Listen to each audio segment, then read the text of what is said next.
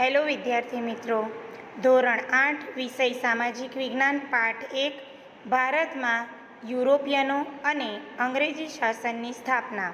વિદ્યાર્થી મિત્રો, નવા અભ્યાસક્રમનો આ પ્રથમ પાઠ છે. વિડીયો તમારે અંત સુધી જોવાનો રહેશે, કારણ કે સ્વાધ્યાયના જવાબો પણ આ વિડીયોમાં જ આપવામાં આવેલા છે. તો હવે આપણે સમજૂતી મેળવીએ પ્રથમ પાઠની.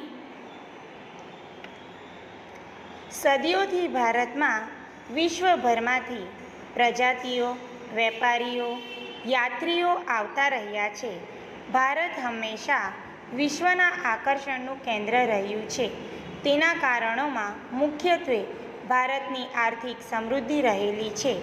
પ્રાચીન કાળથી એટલે કે હડપ્પીયન સભ્યતાથી વિશ્વના વિભિન્ન ભાગો સાથે ભારતનો વાણિજ્યિક અને સાંસ્કૃતિક સંબંધ રહ્યો છે. વાણિજ્યિક એટલે વેપારી સંબંધ, અને સાંસ્કૃતિક એટલે કે પોતાના રીત રિવાજોનું આદાન પ્રદાન એટલે સાંસ્કૃતિક સંબંધો, અને વાણિજ્યિક એટલે કે વેપારી સંબંધો. ઈસવીસનની 15મી સદીમાં યુરોપમાં નોંધપાત્ર સામાજિક અને ધાર્મિક પરિવર્તનો થયા, જેને આપણે નવજાગૃતિ તરીકે ઓળખીએ છીએ. આ નવજાગૃતિ કાળને અને ભારતના ઇતિહાસને કોઈ સંબંધ ખરો? આ કારણ તપાસવા આપણે ભારતમાં 15મી સદીથી જ શા માટે યુરોપિયનો આવ્યા તે સમજવાનો પ્રયત્ન કરીશું. ઈસવીસન 1453માં તુર્કોએ કોન્સ્ટેન્ટિનોપલ જીતી લીધું. ભારત અને યુરોપ વચ્ચેના વેપારના માધ્યમનું તે મુખ્ય મથક હતું. તુર્કોએ કોન્સ્ટેન્ટિનોપલ જીતી લેતા યુરોપમાં અને વિશ્વના પશ્ચિમના દેશોમાં ભારતનો માલ જથ્થો બંધ થઈ ગયો. યુરોપવાસીઓને ભારતના મરી મસાલાની તાતી જરૂર રહેતી હતી, એટલે એ લોકોને મરી મસાલાની જરૂર હંમેશ રહેતી હતી. તે વસ્તુઓ મળતી બંધ થઈ.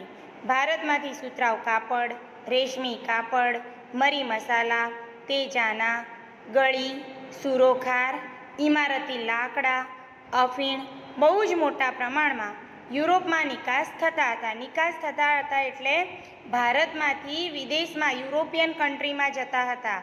યુરોપની પ્રજા મહદઅંશે માંસાહારી હોય, અને માંસ સાચવવા ભારતીય મરી મસાલાની ખૂબ આવશ્યકતા રહેતી.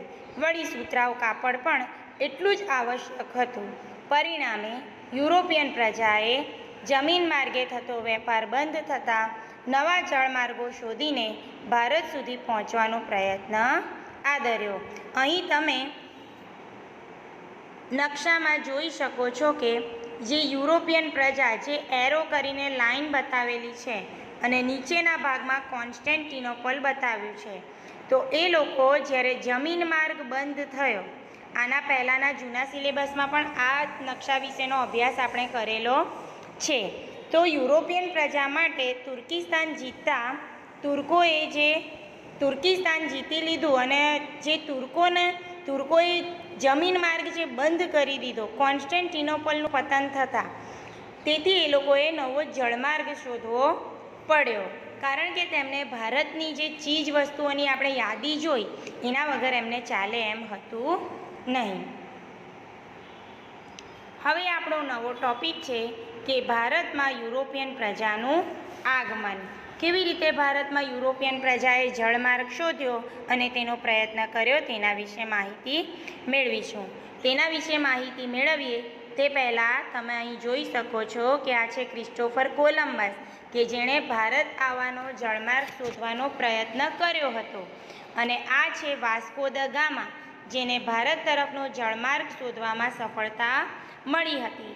જ્યારે વાસ્કો દ ગામાને ભારતમાં આવવાનો જળમાર્ગ શોધવાની સફળતા મળી, ત્યારે એ સમયનો રાજા અહીં તમે જોઈ શકો છો સામુદ્રિક, જેનું નામ હતું ઝામોરિન.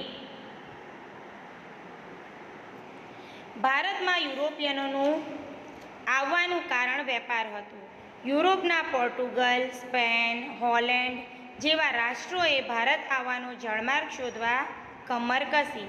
પોર્ટુગલ નાવિક વાસ્કો દ ગામા ઈસવીસન 1498માં કાલિકટ ખાતે આવ્યો, અને આવી પહોંચ્યો અને ભારતમાં યુરોપિયન પ્રજાનું આગમન શરૂ થયું. એટલે સૌ પ્રથમવાર વાસ્કો દ ગામા આપણા દેશમાં આવ્યો હતો. તેણે પોર્ટુગલથી આફ્રિકા અને આફ્રિકાથી ભારત આવવાનો નવો જળમાર્ગ શોધી કાઢ્યો. પોર્ટુગીઝો એટલે કે ફિરંગીઓ સૌથી પહેલાં જે આવ્યા આપણા દેશમાં, એમાં આપણે જોઈશું કે પોર્ટુગીઝ પ્રજા જે આપણા દેશમાં પ્રથમ આવી, પોર્ટુગીઝ, ત્યાંનો એનો નાવિક કોણ હતો? તો કે વાસ્કો દ ગામા. તો કાલિકટમાં રાજા સામુદ્રિક એટલે કે ઝામોરીન નામનો રાજા રાજ્ય કરતો હતો. તેણે પોર્ટુગીઝોને મરી મસાલાનો વેપાર કરવાની સંમતિ આપી દીધી અને પોર્ટુગીઝોએ પોતાનું સ્થાન મજબૂત કરવા અને સુરક્ષા મેળવવા માટે ઈસવીસન 1507માં કોચીન અને ઈસવીસન 1505માં કુન્નુરમાં કિલ્લાઓ બંધાવ્યા.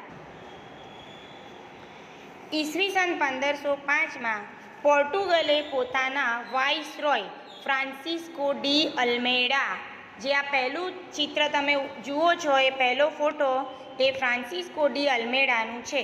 તો તેણે ભારતમાં પોર્ટુગીઝ રાજ્યની સ્થાપના કરવા મોકલ્યો અને તેના પછી આવેલા વાઇસરોય આલ્ફાન્સો ડી અલ્બુકર્ક, જે નીચેનો ફોટો આપેલો છે તે આલ્ફાન્સો ડી અલ્બુકર્કનો છે. તેણે ગોવા સહિત કેટલાક બંદરો જીતી લઈ ભારતમાં પોર્ટુગીઝ રાજ્યની સ્થાપના કરી. હાલમાં પણ ગોવામાં પોર્ટુગીઝોની કોઠી તમને જોવા મળશે. ઈસવીસન 1530માં ગોવા તેમની રાજધાની બની. પછી વસઈ, દીવ અને દમણ જીતી લઈને તેમણે હિન્દ મહાસાગરમાં પોતાની આણ વર્તાવી શરૂ કરી અને પોર્ટુગીઝોએ અહમદનગર, કાલિકટ, બીજાપુરના સુલતાનોને હરાવ્યા. તેઓ ભારતમાંથી મરી મસાલા યુરોપમાં લઈ જતા અને વળતા મધ્ય એશિયામાંથી ઘોડાઓ ભરી વાહન ભારત આવતા. તેમ તેઓ સાગરના સ્વામી, એટલે કહેવાય છે કે પોર્ટુગીઝો છે એમને સાગરના દરિયાખેડુ દરેક રસ્તા એમને ખબર છે, એટલે એમને સાગરના સ્વામી તરીકે ઓળખાય છે, એ ગણાતા હતા.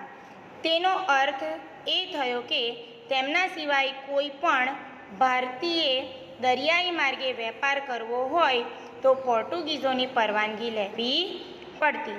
તેઓ સમુદ્રમાં મોટા પાયે ચાંચિયાગીરી કરીને લૂંટ પણ કરતા હતા. ચાંચિયાગીરી એટલે દરિયાઈ લૂંટેરા જેને કહેવામાં આવે છે.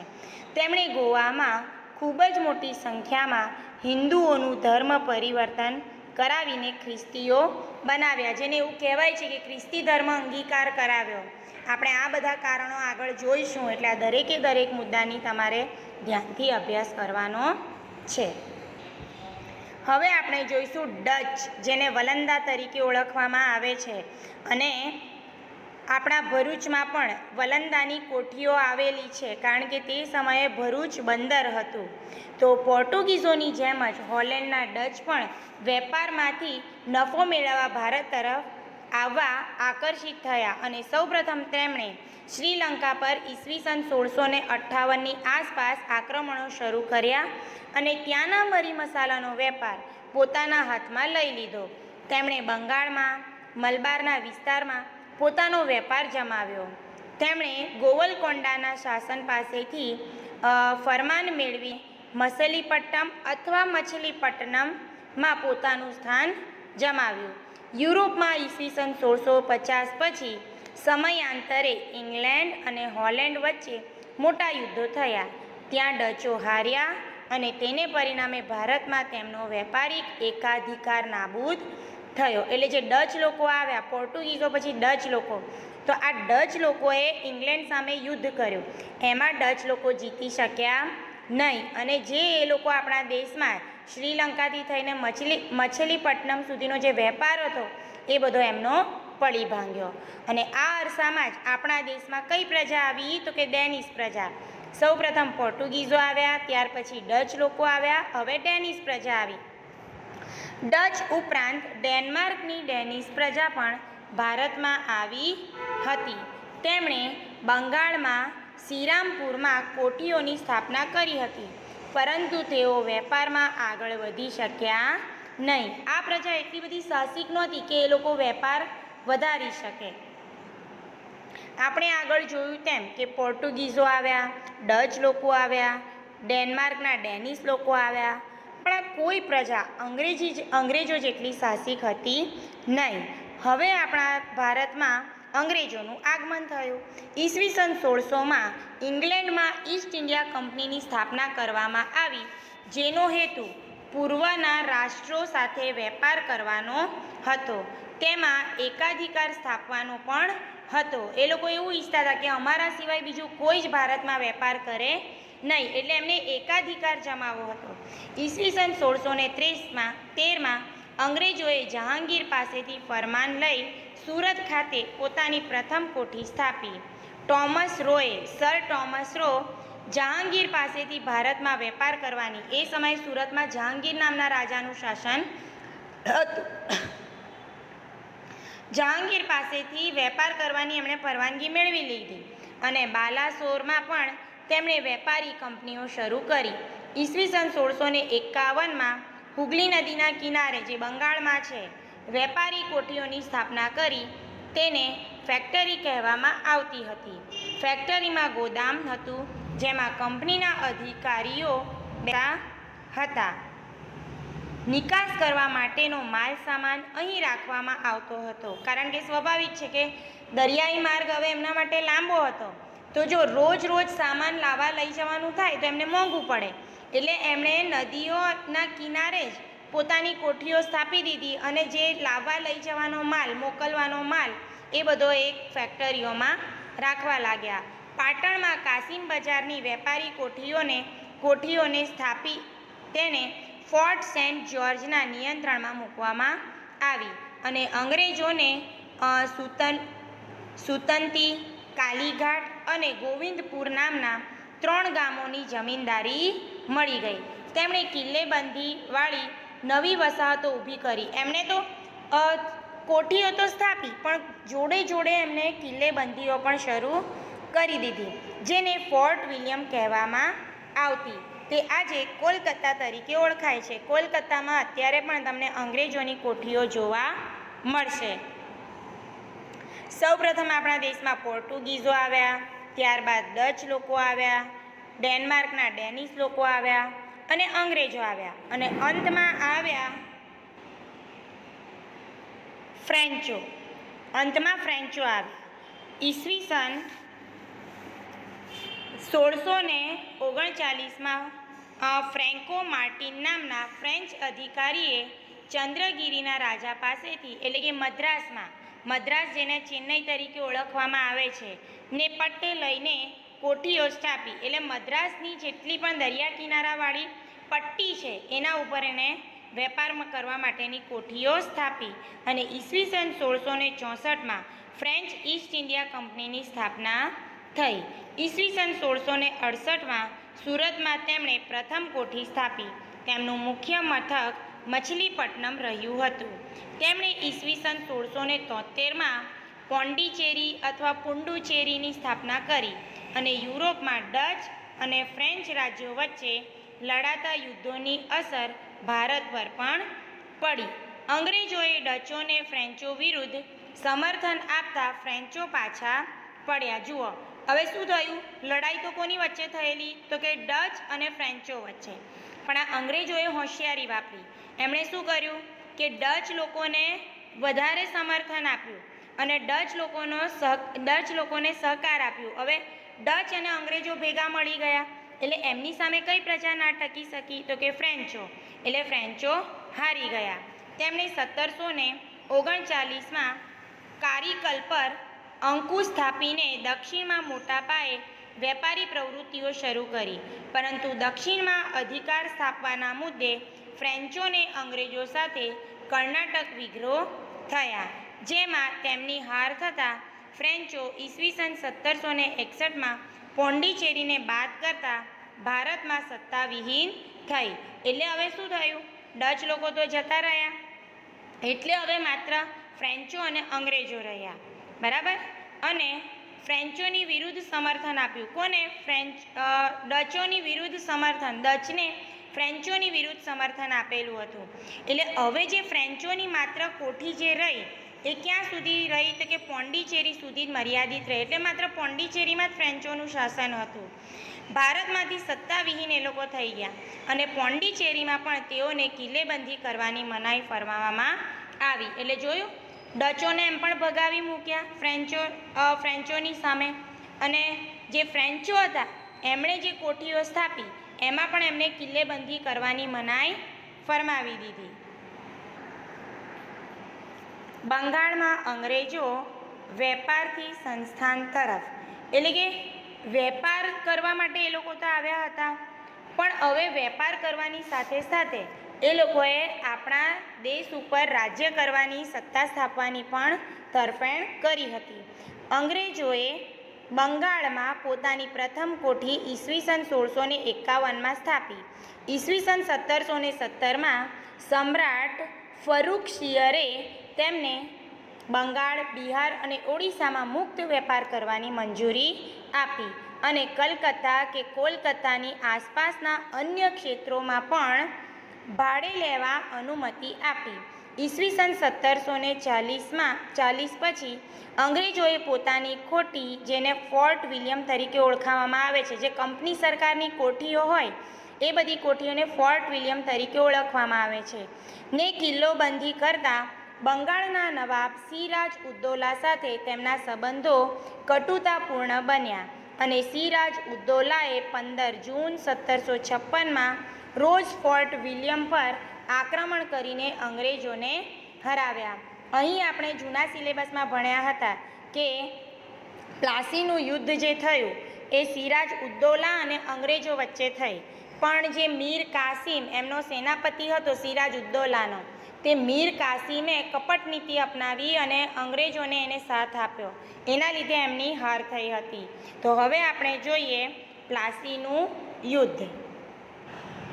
પ્લાસીનું યુદ્ધ જોઈએ તે પહેલાં આપણે પ્લાસી શબ્દનો અર્થ સમજી લઈએ.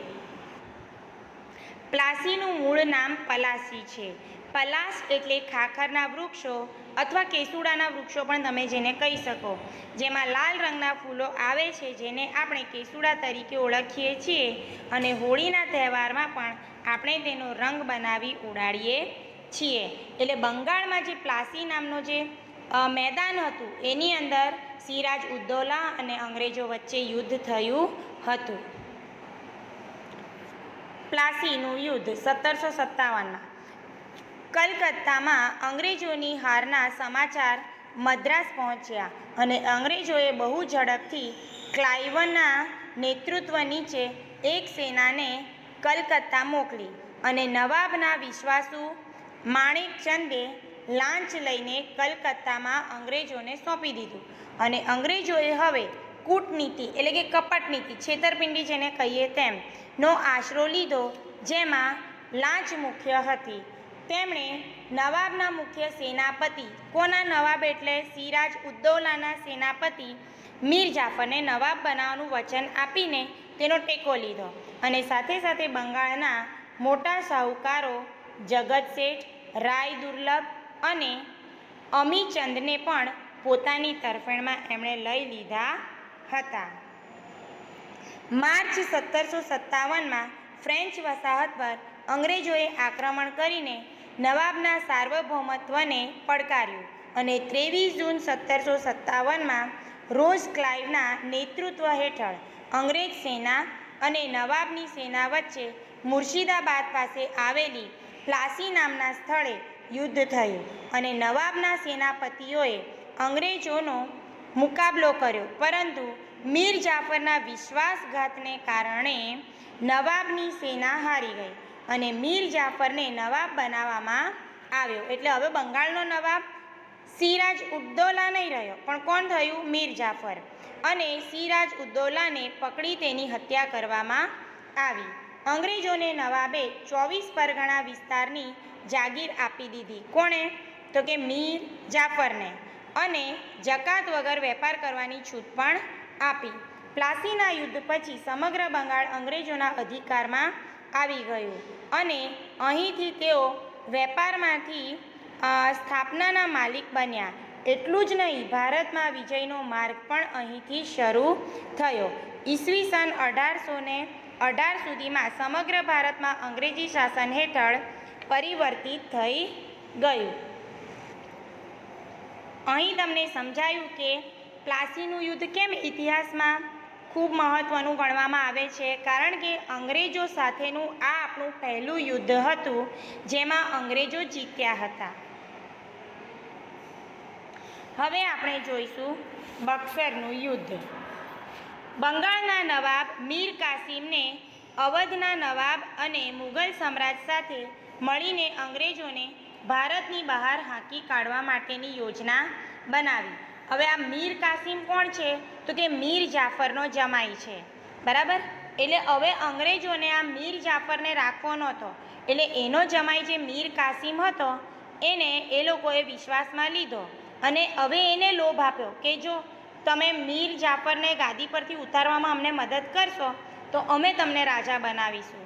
આ ત્રણેયની સેના 50,000 જેટલા સૈનિકોની બનેલી હતી, જ્યારે કંપનીની સેના 7,072ની હતી.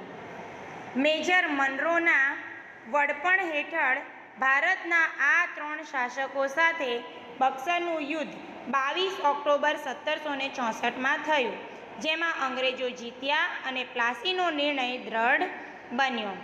એક સાથે ત્રણ સત્તાઓને હરાવનારા અંગ્રેજોનો પડકાર કરવાવાળું ભારતમાં હવે કોઈ જ હતું નહીં. એટલે જોયું, એ લોકોએ મીર કાસિમે અવધના નવાબ અને મુગલના સામ્રાજ્ય સાથે મુગલ સામ્રાજ્ય અને અવધના નવાબ અને મીર કાસિમ ત્રણેયને એક સાથે યુદ્ધમાં લીધા અને એમાં કોણ જીતી ગયું? એમાં પણ અંગ્રેજો. એટલે પ્લાસીના યુદ્ધમાં એમની જીત થઈ, બક્સરના યુદ્ધમાં પણ અંગ્રેજોની જીત થઈ અને બક્સરના યુદ્ધથી અંગ્રેજોને બંગાળ, બિહાર અને ઓરિસ્સાના દીવાની અધિકારો પ્રાપ્ત થયા, એટલે કે તેઓ વિધિસરના માલિક બની ગયા, જ્યારે વહીવટી જવાબદારી નવાબના શિરે રાખી. આથી દ્વિમુખી શાસન પદ્ધતિ અમલમાં આવી. દીવાની સત્તા એટલે સંપત્તિને લગતી સત્તાઓ હતી તે બધી અંગ્રેજોને મળી અને વહીવટી જે જવાબદારીઓ હતી એ તો રાજાએ જ સંભાળવાની હતી, એટલે ત્યાં દ્વિમુખી શાસન પદ્ધતિ ગણવામાં આવે છે. એક તરફ અંગ્રેજોનું પણ શાસન અને બીજી તરફ રાજાશાહી પણ જોવા મળતી હતી. હવે આપણે જોઈશું મૈસૂર વિગ્રહ. દક્ષિણ ભારતમાં વિજયનગર સામ્રાજ્યના અંતે પછી મૈસૂર હૈદર અલીના નેતૃત્વમાં સૌથી શક્તિશાળી રાજ્ય બન્યું. અહીંયા તમે હૈદર અલીનો ફોટો જોઈ શકો છો, જે ટીપુ સુલતાનના પિતા હતા. હૈદર અલીએ યુરોપિયન પદ્ધતિએ લશ્કરના સૈનિકોની તાલીમ આપી, શસ્ત્ર સજ્જ કર્યું. અંગ્રેજો હૈદર અલીની ઝડપી વધતી જતી સત્તા અને શક્તિ અંગે ચિંતિત બન્યા. તેથી મૈસૂર રાજ્ય સાથે 4 મૈસૂર વિગ્રહ થયા. આ યુદ્ધ પૈકી પ્રથમ 2 યુદ્ધો હૈદર અલી સાથે થયેલા અને બીજા 2 યુદ્ધો હૈદર અલીના શક્તિશાળી પુત્ર ટીપુ સુલતાન સાથે થયેલા. મૈસૂર વિગ્રહ એટલે યુદ્ધ. તો મૈસૂરનું જે યુદ્ધ થયું તે રાજા હૈદર અલી અને ટીપુ સુલતાન, ત્યાંના શાસક હૈદર અલી હતા, એની સાથે થયું હતું. પ્રથમ મૈસૂર યુદ્ધ અનિર્ણય રહેલ, એટલે કે એમાં કોઈનો નિર્ણય જ નહીં આવ્યો, નહીં અંગ્રેજોનો નહીં હૈદર અલીનો, કોઈ પરિણામ જ નહીં આવ્યું. અને દ્વિતીય મૈસૂર વિગ્રહ સમયે ઈસવીસન 1782માં હૈદર અલીનું મૃત્યુ થયું અને યુદ્ધ ચાલતું જ રહ્યું. હવે હૈદર અલી પણ આમાં મરી ગયો. જો આ બીજી વખતનું મૈસૂર વિગ્રહ 2 વાર કોની જોડે થયું? તો કે હૈદર અલી સાથે અને 2 વાર ટીપુ સુલતાન સાથે. છેવટે બંને પક્ષે સંધિ કરી લીધી, કારણ કે હવે હૈદર અલીનું અવસાન થયું. હવે ત્રીજી વખત જ્યારે મૈસૂર વિગ્રહ થયું ત્યારે ટીપુ સુલતાન હાર્યો અને તેને ભયંકર હાનિ થઈ અને ચતુર્થ મૈસૂર યુદ્ધમાં મૈસૂર વિગ્રહમાં ટીપુ સુલતાનના વીર ગતિ પામ્યો અને અંગ્રેજોએ એક શક્તિશાળી શાસકને ખતમ કરીને પોતાના સામ્રાજ્યને દ્રઢ બનાવ્યું અને અંગ્રેજોએ મૈસૂર રાજ્ય અગાઉના વાડિયાર રાજવંશને સોંપ્યું અને તેના પર સહાયકારી સંધિ લાદવામાં આવી. સહાયકારી સંધિની યોજના આપણે સૌપ્રથમ સ્વીકારનાર કોણ હતો? તો કે મૈસૂરનો રાજા હતો. બરાબર. સૌથી પહેલાં કોણે સ્વીકારી હતી? તો કે મૈસૂરે સ્વીકારી હતી. અને સહાયકારી યોજના મીઠા ઝેર જેવી હતી એ તમે જૂના અભ્યાસક્રમમાં શીખી ગયા છો. મરાઠા યુદ્ધ.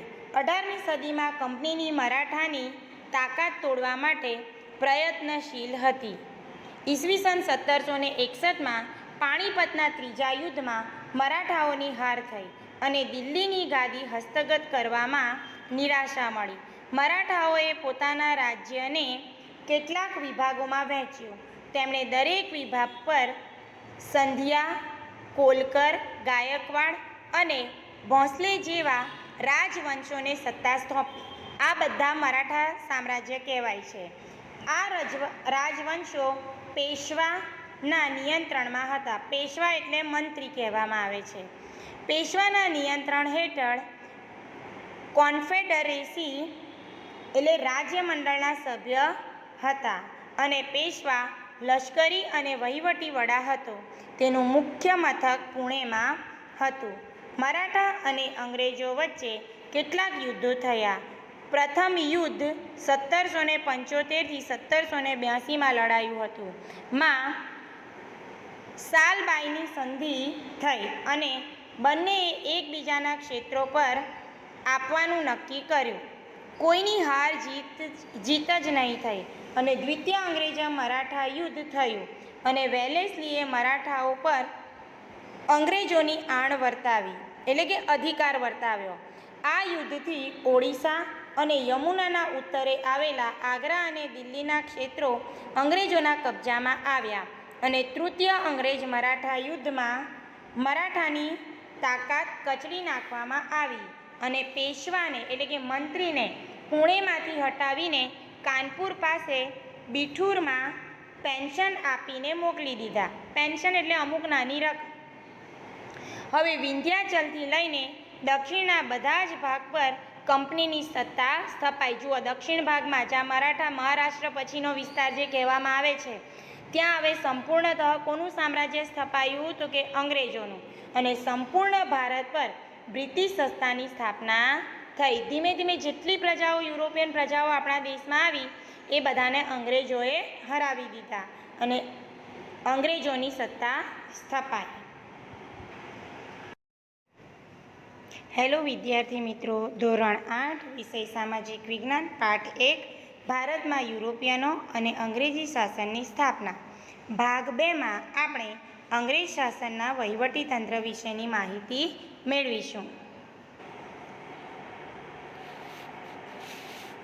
ભારતમાં સામ્રાજ્યની સ્થાપના કર્યા બાદ અંગ્રેજોએ પોતાનું વહીવટીતંત્ર પણ સ્થાપિત કરી ભારતમાં વહીવટીતંત્રમાં વ્યાપક પરિવર્તનો કર્યા. પરંતુ મુખ્ય લક્ષ્ય ભારતનું આર્થિક શોષણ કરીને ઇંગ્લેન્ડને ધનવાન બનાવવાનું હતું. એટલે સ્વાભાવિક રીતે જ વહીવટીતંત્ર ભારતીય પ્રજાના કલ્યાણ માટે કામ કરવાને બદલે બ્રિટિશ હિતોને સાચવનારું હતું. તેમણે ભારતમાં આધુનિક વહીવટીતંત્રનું માળખું સ્થાપિત કર્યું. સરકારનું માળખું. ઈસવીસન 1773માં વિભિન્ન સનદી ધારાઓ દ્વારા તેમણે ભારતના વહીવટીતંત્ર પર નિયંત્રણ કર્યું હતું. નિયામક ધારા દ્વારા ભારતમાં ગવર્નર જનરલની નિમણૂક કરવામાં આવી. ગવર્નર એટલે કે દરેક રાજ્યમાં હોય છે અને આ દરેક ગવર્નર પર દેખરેખ રાખવા માટે એક નવી ઉપાધિની નિમણૂક કરી જેને ગવર્નર જનરલ તરીકે ઓળખવામાં આવે છે. એટલે કે એમણે ગવર્નર જનરલની નિમણૂક કરી અને સુપ્રીમ કોર્ટની સ્થાપના કરવામાં આવી. ગવર્નર જનરલ ભારતના વહીવટીતંત્રનો સર્વોચ્ચ વડો હતો અને તેને મદદ કરવા માટે 3 સભ્યોની પરિષદ નીમવામાં આવી હતી. ઈસવીસન 1813માં બ્રિટિશ સંસદે સનદી ધારા દ્વારા કંપનીનો વેપારિક એકાધિકાર સમાપ્ત કરીને સનદી ધારા અંતર્ગત સંપૂર્ણપણે બ્રિટિશ સંસદના નિયંત્રણમાં મૂકી દીધો અને સનદી ધારાએ વિશાળ સત્તાઓ ધરાવતા ગવર્નર જનરલની નિમણૂક કરી જે સંપૂર્ણ ભારત પર કાયદા પણ ઘડી શકતો. ગવર્નર જનરલની પરિષદમાં એક કાયદા સભ્યને નીમવામાં આવ્યો અને સનદી ધારા અન્વયે બ્રિટિશ સંસદે ઈસ્ટ ઇન્ડિયા કંપની પર પોતાનું પ્રભુત્વ વધારી તેની મોટાભાગની સત્તાઓ પોતાની પાસે લઈ લીધી. સનદી સેવાઓ. ગવર્નર જનરલ કોર્નવોલિસે ભારતમાં સનદી સેવાઓ શરૂ કરી. તેણે કંપનીના કર્મચારીઓને વેપાર કરવા પર પ્રતિબંધ મૂકીને ભ્રષ્ટાચાર વિરુદ્ધ નિયંત્રણો મૂક્યા અને મહેસૂલ તંત્ર અને ન્યાયતંત્રને જુદા કર્યા. કલેક્ટરને સવેતન વ્યવસ્થિત સેવાઓ સોંપવામાં આવી. વેલેસ્લીએ ભારતીય સનદી સેવામાં બ્રિટનથી આવતા અધિકારીઓ માટે એક તાલીમ સંસ્થાની સ્થાપના કરી, જે કલકત્તામાં ફોર્ટ વિલિયમ કોલેજ તરીકે ઓળખાય છે. આ પહેલાં મોટાભાગની નિમણૂક ઈસ્ટ ઇન્ડિયા કંપનીના નિયામક મંડળ દ્વારા થતી હતી. ડેલહાઉસીના સમયમાં બ્રિટિશ સંસદે ઈસવીસન 1853ના સનદી ધારા અન્વયે સનદી સેવાઓમાં પ્રવેશ મેળવવામાં સ્પર્ધાત્મક પરીક્ષાઓ શરૂ કરવા હિમાયત કરી હતી. અહીં તમે ડેલહાઉસીને પણ જોઈ શકો છો. પછીથી ભારતીયો પણ આવી સનદી સેવાઓની સ્પર્ધાત્મક પરીક્ષા આપી અને જોડાઈ શકે તેવા નિયમો કરવામાં આવ્યા. એટલે સૌથી પહેલાં જે ફોર્ટ વિલિયમ કોલેજની શરૂઆત કરી, એમાં જે કંઈ પણ અભ્યાસ કરવામાં આવતો હતો, તાલીમ મેળવવા માટે, અધિકારી બનવા માટે, બ્રિટિશ અધિકારી બનવા માટે તાલીમ મેળવવા માટે અભ્યાસ કરવામાં આવતો હતો, તો પ્રથમ તો અંગ્રેજોને જ એમાં સમાવેશ કરવામાં આવ્યો હતો. પરંતુ આ સનદી સેવાઓની જે સ્પર્ધાત્મક પરીક્ષા હતી, એને પાછળથી એમાં ભારતીયો પણ જોડાઈ શકે અને આ પરીક્ષાઓ આપી શકે એવા નિયમો બહાર પાડવામાં આવ્યા. અંગ્રેજોએ ઈસવીસન 1850 સુધી ઉચ્ચ વહીવટી તંત્ર, નાગરિક સેવાઓ, સેના, પોલીસ અને ન્યાયતંત્ર જેવા મહત્વપૂર્ણ વિભાગોમાં ઉચ્ચ હોદ્દાઓ પર માત્ર અંગ્રેજ અધિકારોની જ નિમણૂક કરી હતી. માત્ર સામાન્ય હોદ્દાઓ અને ઓછા પગારવાળી નોકરીઓ જેમ કે ક્લાર્ક અને સૈનિક જેવી નોકરીઓ પર ભારતીયોને નીમવામાં આવતા હતા. લશ્કર. ભારતમાં બ્રિટિશ શાસન વિશિષ્ટ લશ્કરી નીતિને કારણે અસ્તિત્વમાં આવ્યું હતું. તેનું લક્ષ્ય ભારત જીતવાનું તેમજ ભારતના આંતરિક વિદ્રોહોને દબાવવાનું અને બ્રિટિશ સામ્રાજ્યનો વિકાસ કરવાનું હતું. તેમાં એ સફળ નીવડ્યા હતા. કંપનીની સેનામાં અનેક ભારતીય સૈનિકો તરીકે જોડાયા અને અંગ્રેજો જ માત્ર ઉચ્ચ અધિકારીઓ બની શકતા. ભારતીયો લશ્કરમાં સુબેદારીથી ઊંચો હોદ્દો ધરાવી શકતા નહીં અને સૈનિકોને નિયમિતપણે માસિક પગાર આપવામાં આવતો હતો. એટલે કે અહીંયા જે કંપની સરકારના જે અધિકારીઓ હોય એમને 3,11,400 જેટલા સૈનિકોમાંથી 2,65,900 ભારતીય સૈનિકો હતા. એટલે કહીએ ને કે સૈનિકોનું પ્રમાણ ભારતીયોનું લશ્કરમાં જે વધારે હતું એમાં ઉચ્ચ હોદ્દા પર માત્ર ને માત્ર અંગ્રેજ સૈનિકો હોય અને માત્ર સૈનિકોની કક્ષા જે નીચા હોદ્દાની હોય એમાં ભારતીય સૈનિકોને ઓછા પગારે રાખવામાં આવતા હતા. લશ્કર જેટલું જ મહત્ત્વનું બ્રિટિશ પોલીસ તંત્ર હતું, જેની શરૂઆત ગવર્નર જનરલ કોર્નવોલિસે કરી હતી. પરંપરાગત ભારતીય સામંતશાહી પોલીસ ખાતાની જગ્યાએ તેણે આધુનિક પોલીસ ખાતાની સ્થાપના કરી અને જિલ્લા કક્ષાએ પોલીસ અધિકારી તરીકે જિલ્લા પોલીસ અધિકારી, જેને ડીએસપી તરીકે ઓળખવામાં આવે છે, એની નિમણૂક કરી અને વિભિન્ન જગ્યાએ પોલીસ સ્ટેશનની શરૂઆત કરાવી. તેના પર એક ફોજદારી નિમણૂક કરી અને ગામડામાં ચોકીદારની નિમણૂક થતી. પોલીસ તંત્રમાં પણ ઉચ્ચ હોદ્દાઓ પર માત્ર અંગ્રેજો જ રહી શકતા. ભારતીય સિપાહીઓ માત્ર કોન્સ્ટેબલ, હવાલદાર જેને કહીએ ને, ત્યાં એટલી કક્ષા પૂરતી જ એ લોકો મર્યાદિત રહેતા હતા. ન્યાયતંત્ર. ભારતમાં ન્યાયતંત્રની શરૂઆત વોરન હેસ્ટિંગે કરી હતી. ઈસવીસન 1773માં નિયામક ધારા અન્વયે ભારતમાં સર્વોચ્ચ અદાલતની સ્થાપના થઈ. અંગ્રેજોએ ન્યાયતંત્રમાં દીવાની અને ફોજદારી એમ બે પ્રકારની કોર્ટ સ્થાપના કરી હતી. દીવાની સત્તા એટલે શું કહેવાય? દીવાની કોર્ટ એટલે કે જેની અંદર સંપત્તિને લગતા, ડિવોર્સને લગતા, લગ્નને લગતા એવા દાવાઓ પસાર કરવામાં આવતા હતા. જ્યારે ફોજદારીમાં લૂંટફાટ છે, પછી ખૂન છે, એવા દાવાઓની ફોજદારીમાં ગણવામાં આવતા હતા. કોર્નવોલિસે ન્યાય વ્યવસ્થામાં ખાસ્સા પરિવર્તનો કર્યા. તેણે 4 પ્રાંતીય અદાલતો શરૂ કરી તેમજ દરેક જિલ્લામાં જિલ્લા ન્યાયાધીશના વડપણ હેઠળની દીવાની અદાલતની સ્થાપના કરી અને જિલ્લા અદાલતો પર દીવાની અદાલતો સ્થપાઈ. જ્યારે જિલ્લા ન્યાયાલય નીચે રજિસ્ટ્રારની અદાલતો અને તેની તાલુકા અદાલતો સ્થપાઈ. ન્યાયાધીશોને મુનસફ અને અમીન તરીકે ઓળખવામાં આવતા, જેઓ ભારતીય ન્યાયાધીશ હતા. જો કે ભારતીય ન્યાયાધીશોની નિમ્ન સ્તરે નિમણૂક કરવામાં આવતી. તેણે તમામ માટે સમાન કાયદાની જોગવાઈ કરી. હિન્દુ અને મુસ્લિમ કાયદાઓને બદલે અંગ્રેજી કાયદાઓ લાગુ કર્યા અને વિલિયમ બેન્ટિકે સૌ પ્રથમ વખત ભારતીયોને ન્યાયતંત્રમાં ઉચ્ચ હોદ્દાઓ પર મૂકવાની શરૂઆત કરી. તમને ખબર છે કે જૂના સિલેબસમાં આપણે જોયું કે વિલિયમ બેન્ટિકે ઘણા બધા સુધારાઓ કર્યા છે. એમાંનો પણ આ એક સુધારો ગણવામાં આવે છે. કલકત્તા, મદ્રાસ અને મુંબઈમાં હાઈકોર્ટની સ્થાપના કરવામાં આવી અને કાયદાઓ સ્પષ્ટ લેખિત સ્વરૂપે અમલમાં મૂકીને ઈસવીસન 1833માં આધુનિક કાયદાની શરૂઆત કરવામાં આવી. બ્રિટિશ સરકારે આ રીતે ભારતમાં કાયદાના શાસનની સ્થાપના કરીને સૌને માટે એક સમાન કાયદાની નીતિ અપનાવી. જ્ઞાતિ, ધર્મ કે વર્ગના આધારે કાયદામાં કોઈ ભેદભાવ ન હતો. સામાન્ય લોકો માટે પણ ન્યાયાલયના દરવાજા ખોલી નાખવામાં આવ્યા હતા.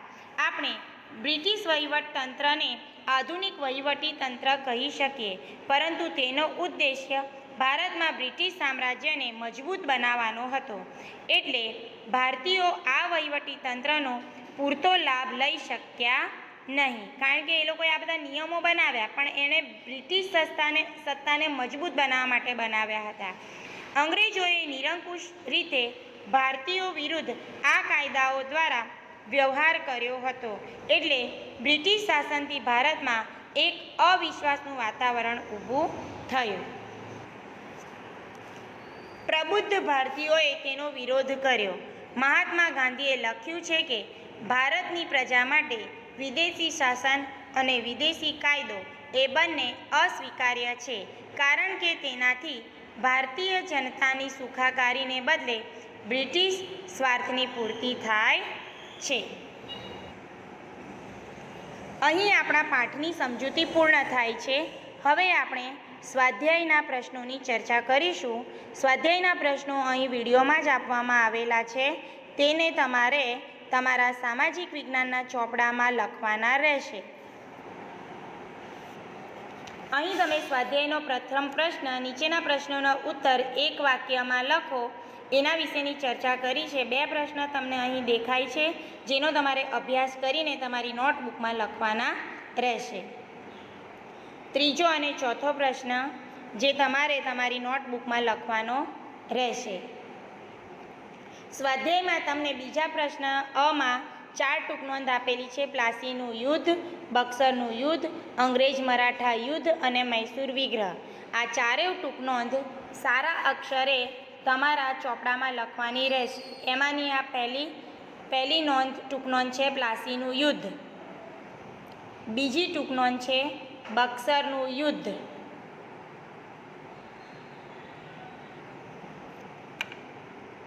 ત્રીજી ટૂંકનોંધ છે અંગ્રેજ મરાઠા યુદ્ધ. ચોથી ટૂંકનોંધ છે મૈસૂર વિગ્રહ. પ્રશ્ન 2 નીચેના પ્રશ્નનો ઉત્તર આપો જે તમને 2 થી 3 માર્કમાં પૂછાઈ શકે છે. તેનો આ પ્રથમ પ્રશ્નનો જવાબ છે. બીજા પ્રશ્નનો જવાબ. બ્રિટિશ પોલીસ તંત્ર વિશે મુદ્દાસર લખો જે વિગતવાર તમને અહીં આપેલ છે. ત્રીજો પ્રશ્ન છે કે ભારતની પ્રજા માટે વિદેશી શાસન અને વિદેશી કાયદો એ બંને અસ્વીકાર્ય છે. મહાત્મા ગાંધીજીના આ વિધાનને સમજાવો. આ વિધાનની તમને સમજૂતી અહીં પ્રશ્નના જવાબમાં આપવામાં આવેલી છે. ચોથો જવાબ, દ્વિતીય અંગ્રેજ મરાઠા યુદ્ધના પરિણામો જણાવો, જે તમને અહીં આપવામાં આવેલો છે.